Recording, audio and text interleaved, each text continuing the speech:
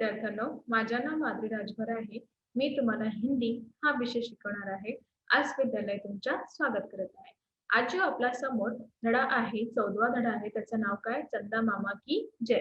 आणि याचा हा तिसरा सीझन आहे. पहिला आणि दुसरा सीझन मध्ये आपण काय बघितलंय की धड्याचं स्पष्टीकरण बघितलंय. आता या सीझन मध्ये आपण काही शब्दात किंवा काही प्रश्न आणि उत्तरे बघणार आहे. तर चला बघूया. बघा, पहिला आपला समोर आलेला आहे की हिंदीतून हिंदी आणि मराठीतून शब्दात दिलेले आहे. तर पहिला काय आलेला आहे आपल्या समोर? लवकरच लवकर सांगा, शब्दात आलेला आहे. तर पहिला काय आहे? पोशाख म्हणजे काय असतात? पहनावा. काय असतात? पहनावा. आणि मराठीतून काय असतात? वेशभूषा. काय असतात? वेशभूषा. आणि इथे उनिंदा म्हणजे निंदा की स्थिती. काय म्हणते? निंदा यांची स्थिती. आणि इथे सोन्यांची स्थिती. तर याप्रमाणे असं दिलेले आहे. रुआसा म्हणजे रोने जैसा आणि इथे सारखे रडा. इथे काय म्हणाले आहे की सारखे रडा. सेविका म्हणजे सेवा करणे वाली. काय म्हणाले? सेवा करणे वाली. सर्व करत आहे. तर याचे म्हणाले आहे की सर्व करत आहे. कळलं? हो. तर इथे अजून दिलेले आहे तुमच्या समोर शब्दात बघूया. मजाक म्हणजे हसी आणि इथे हशा. शैतानी म्हणजे शरारत आणि इथे दिलेली आहे मस्करी. मराठीतून काय दिलेले आहे? मस्करी. चोंगा म्हणजे लंबी पोशाख आणि इथे लांब पोशाख. कडी म्हणजे कठोर आणि इथे हर्ष. काय दिलेले आहे? हर्ष. प्रतिज्ञा म्हणजे संकल्प आणि इथे शपथ. काय दिलेले आहे? शपथ. तर याप्रमाणे इथे असंही शब्दाचं मराठीतून रूपांतरण केलेले आहे आणि इथे दिलेले आहे. तर अजून बघूया. चला, आता तुमच्या समोर आलेला आहे प्रश्न पहिला. कोणता आलेला आहे? प्रश्न पहिला. तर पहिला प्रश्न काय आहे? रिक्त. बघा, उच्च शब्द द्वारा रिक्त स्थानों की पूर्ती करो. काय दिलेले आहे की तुम्हाला रिकाम्या जागा भरायचं आहे आणि इथे तुम्हाला दिलेले आहे काही उत्तरे. काय दिलेले आहे? काही उत्तरे. त्यातून तुम्हाला शोधायचं आणि लिहायचं आहे. कळलं की नाही? हो. तर चला पहिला बघूया. ये रोने वाले बच्चे हैं, ये अनु. कोण? इथे दिलेलं आहे की इथे जे पहिला प्रश्न आहे की हे सगळं काय रोणेवाले म्हणजे रडू याचं मुलं आहे आणि इथे अनिल असं दिलेले आहे. दुसरा, इन्हें के अनुसार सजा देंगे आणि काय म्हणाले? इन्हें के अनुसार ही तुम्हाला सजा भेटणार आहे. तिसरा, रोने से खाने को मिलता है. रडायला तुम्हाला काय भेटत आहे? चांगलं खायला भेटतात. चौथा, रात रानी तुम बच्चों पर कह रही हो आणि काय म्हणाले की रात रानी तुम्ही बच्चावर मुलावर बोलत आहे. ऐसे बच्चों को तो हमारे यहाँ सजा नहीं दी जाती. असा मुलांना आपल्या इथे सजा नाही देत आहे आम्ही. तर इथे असं प्रमाणे होते. तर यांचं उत्तर बघूया. तर चला बघूया. तर पहिला काय होते? ये रोने वाले बच्चे हैं, विशेषकर ये अनिल. हे सगळे जे मुले आहे तिथे ते रडायचं आहे आणि विशेषकर कोण? अनिल. तर तुमचं उत्तर कोण आहे? हे तुमचे उत्तर दिलेले आहे. तर तुम्हाला पण असं लिहायचं आणि अधोरेखित करायचं आहे. दुसरा, इन्हें अपराध के अनुसार सजा देंगे. यांना अपराधापासून ही सजा देणार आहे. तर इथे अपराध यांचा खाली रेखांकित केलेले आहे. तुम्ही करूया. तिसरा, रोने से खाने को लड्डू मिलते हैं. जेव्हा आम्ही रडतात तर आम्हाला काय भेटतात? लड्डू असंही भेटतात. त्यांनी असंही सांगितले आहे. चौथा, रात रानी तुम बच्चों पर अन्याय कर रही हो आणि काय म्हणाले की रात रानी तुम्ही बच्चावर म्हणजे मुलावर अन्याय करत आहे. तर इथे अन्यायला रेखांकित मी केलेले आहे असं प्रमाणे ही. पाचवा, ऐसे गुण वाले बच्चों को तो हमारे यहाँ सजा नहीं दी जाती आणि अशा प्रमाणे इथे जे गुणवाले मुलं आहेत त्यांना आम्ही सजा नाही देत आहे असं त्यांनी सांगितले आहे. कळलं? हो. तर अजून बघूया. चला, आता प्रश्न दुसरा तुमच्या समोर काय आलेला आहे? प्रश्न दुसरा, नीचे लिखे वाक्य किसने किससे कहा. इथे काय करणार? कोण कोणाला म्हणाले आहे. तर पहिले तुमचा दुसरा प्रश्न काय आहे? कोण कोणाला म्हणाले आहे. तर चला बघूया. तर पहिला प्रश्न आहे, हम तुम्हें कड़ी से कड़ी सजा देंगे. आम्ही तुम्हाला कडी ते कडी सजा देणार आहे असं कोणी सांगितले? असा हा वाक्य रातराणीने सुनीलला सांगितले. कोणाला? रातराणीने सुनील से कहा. तर हा प्रमाणे असं जे वाक्य दिलेले आहे ते रातराणीने सुनीलला म्हणाले. आता तुमच्या समोर दुसरा प्रश्न आलेला आहे. तर चला बघूया. सुनील भैया को कड़ी सजा मत दो. असा कोणी सांगितले की सुनील भैया यांना म्हणजे सुनील भाऊ यांना कडी सजा नाही तुम्ही द्या असं कोणी सांगितले?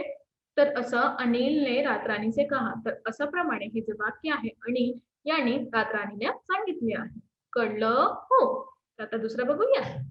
चला. तिसरा आहे मैं कब कोई शैतानी नहीं करूंगा. काय म्हणाले की मैं अब कोई शैतानी नहीं करूंगी. आता मी काहीही शैतानी नाही करणार. तर अशा प्रमाणे हा जे वाक्य आहे सुनीलने रातराणीचे कहा. कोणी कोणाला म्हणाले? सुनील यांनी रातराणीला म्हणाले. आता तुमच्या समोर आलेले आहे चौथा प्रश्न. सबको क्षमा किया जाता है. काय म्हणाले? सगळ्यांना मी क्षमा केलेले आहेत किंवा करणार आहे. तर याप्रमाणे हा जो वाक्य आहे रातराणीने सब बच्चों से कहा. जे रातराणी आहे सगळं मुलं जे तिथे होते त्यांना सांगितले आहे की काय सांगितले आहे?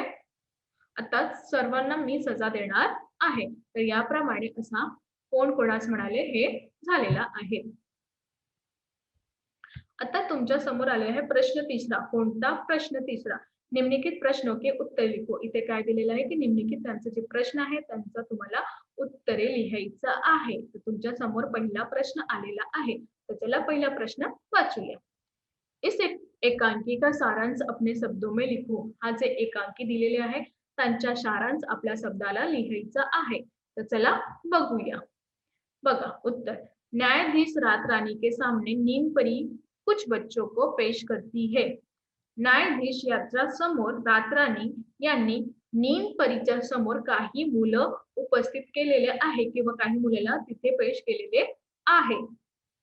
उन पर रहा है आणि तिथे उभे आहे. नींद परी के अनुसार नींद परी यांचा अनुसार वे सभी बच्चे बात बात पर रोते हैं. ते काय करत होते की हे सगळं काय करते कोणताही बात किंवा कोणताही बातमी झालं ते खूपच जोरात जोरात रडते.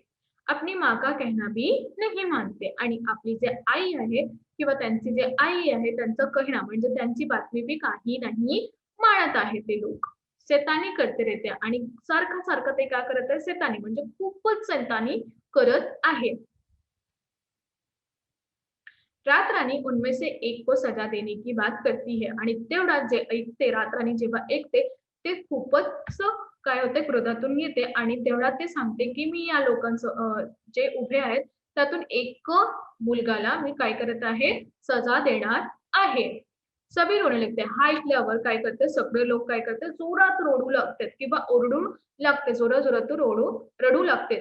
तभी चंदा मामा आ जाते. तेवढ्यात कोणी येतं जेव्हा ती जोरात जोरात रडू लागते तेव्हा चंदा मामा येतात. और यह वह बताते हैं कि ये बच्चे एक दूसरे को बहुत प्यार करते हैं, आपस में कभी नहीं झगड़ते.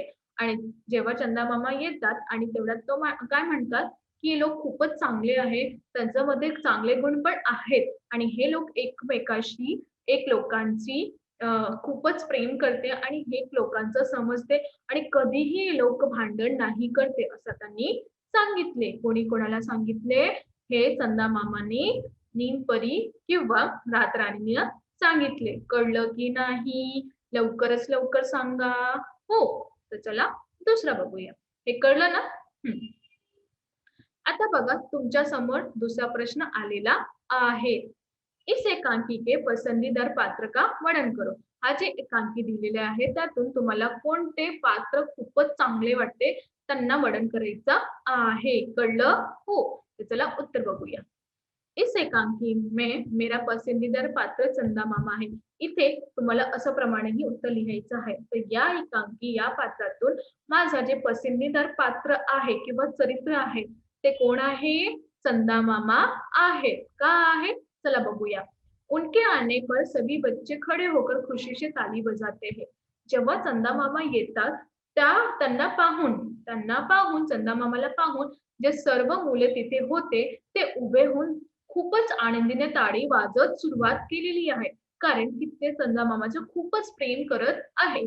उन्हें बच्चे बहुत प्रिय है. कोणाला? चंदा मामाला मुलं खूपच प्रिय आहे. चंदा मामा बहुत समजदार और दयालू है. आणि इथे दिलेलं आहे की चंदा मामा हे खूपच समजदार आहे आणि खूपच दयालू आहे. काय आहे? दयालू आहे. कवे रात रानी बच्चों के अच्छे गुणों के बारे में बताकर उन्हें सजा न देने के लिए कहते हैं. आणि तेवढ्यात ते काय म्हणत आहे की रातराणीला बोलते की हा जे मुलं आहेत त्यांच्यावर खूपच चांगले गुण पण आहेत. त्यांना बोलवून त्यांना बातमी जे हे सगळं सांगितले त्यांना सजा नाही देऊया किंवा त्यांना सजा नाही द्या असंही त्यांनी सांगितलेले आहे. तर याप्रमाणे तुम्हाला कळत आहे की नाही किंवा समजत आहे की नाही? लवकरच लवकर सांगा. काय कळत आहे? चांगला. तर याप्रमाणे त्यांनी काय सांगितले, की जे चंदामामा हे खूपच चांगले आहे. त्यामध्ये त्यांनी सांगितले, की हा जे मुले आहेत, यांच्याकडे खूप काही चांगले गुण पण आहे आणि या लोकांना तुम्ही सजा नाही द्या.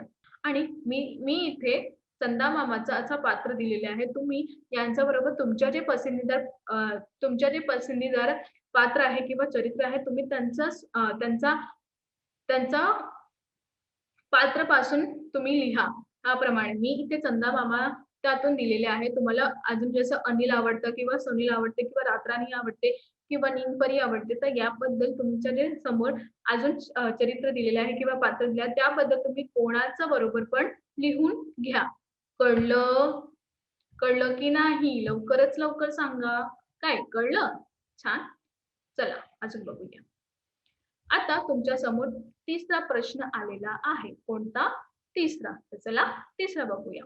नैतिक मूल्यों की सूची बनाओ और उन पर अमल करो. तुम्ही काय करा, जेव्हा तुम्हाला असं वाटते ना, की मला हे सगळं नाही आवडते किंवा मी काय करते विसरून जाते. काही बातम्या असं असतात, की जेव्हा मी विसरून जाते, तर त्याबद्दल तुम्हाला काय करायचंय, त्यांची सूची बनवायची आहे, की तुम्ही काय करणार किंवा काय नाही आणि त्याबद्दल तुम्हाला त्यांच्यावर अंमल करायचा आहे. हे नाही, की तुम्ही सूची बनवून घ्या आणि तुम्ही आपल्या मनात काहीही करतात. तर त्यांचा काहीही उपयोग नाही. तर तुम्ही सूची बनवा आणि त्यांच्यावर अंमल पण करूया. तर पहिलं काय?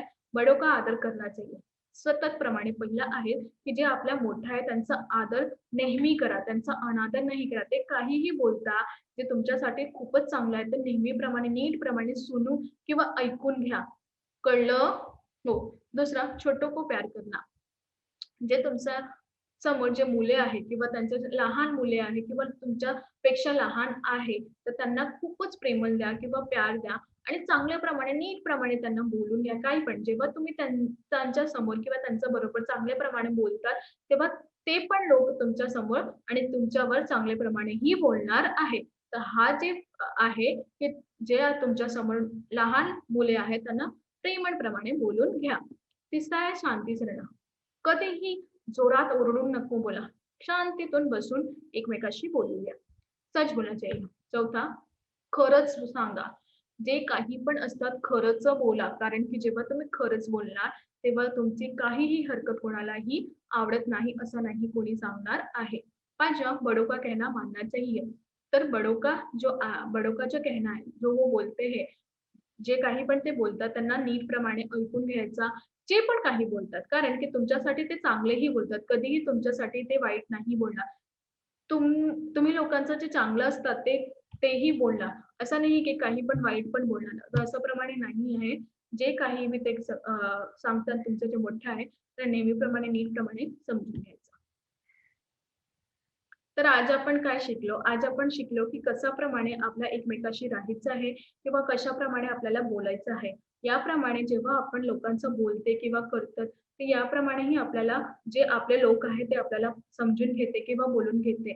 तर जेव्हा आपल्या मोठ्या जेव्हा आपल्याबरोबर बोलतात, त्याप्रमाणे नीटप्रमाणे ऐकून घ्यायचं. कारण की सगळं तुमच्या व्यवस्थितसाठी किंवा तुमच्या चांगलं होण्यासाठीही बोलतात आहे.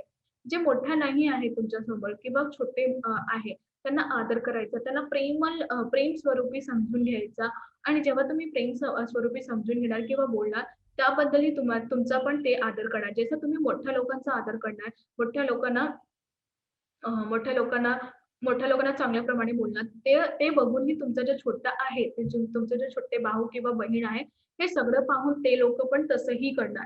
तर याप्रमाणे तुम्हाला कसं करायचं, जेव्हा तुम्ही जसंही केलेलं आहे, तेव्हा तुमचं जे छोटे भाऊ किंवा छोटे बहीण आहे, हे सगळं तुमचं बघून करायचं आहे किंवा करणारा प्रयत्न करणार. तर जे आपले मोठे आहे, त्यांना स्वतः नमस्कार करून प्रेमाशी बोलायचा आणि त्यांचं जे बोलणे आहे ते समजून घ्यायचं आणि जे आपल्या छोटे आहेत त्यांना मान्य करायचं किंवा त्यांना प्यार करायचं, प्रेम करायचं आणि नीटप्रमाणे त्यांच्यासमोर पण बोलायचं. कळलं?